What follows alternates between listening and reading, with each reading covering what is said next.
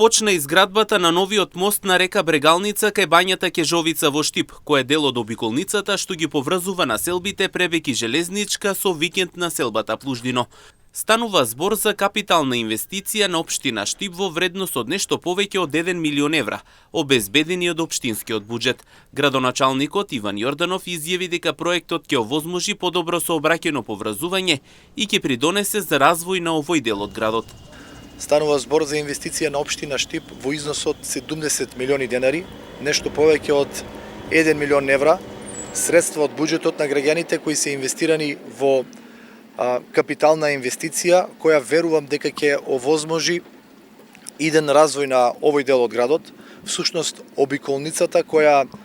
претходно беше започната и на која веќе се интензивно работи, за да добие употребна вредност и да добие функционалност,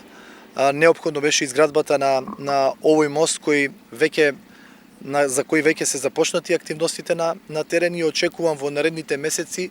овде да се практично изгради она кое што го предвидува самиот основен проект. Паралелно на овие нови сообраќајници, градоначалникот Јорданов вели дека се прават детелни урбанистички планови за да се овозможи иден развој на овој потек со зона за домување, зона за лесна индустрија и зона за деловни објекти. Обиколницата, мостот, но и сите сообраќајници кои се градат на територија на општина Штип,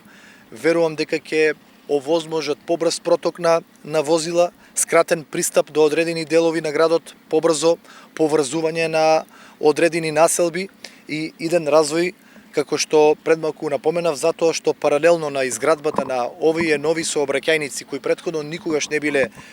трасирани и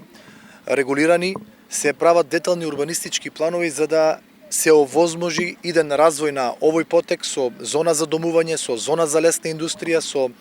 зона за деловни објекти, што ќе придонесе за ширење и развој на градот Штип.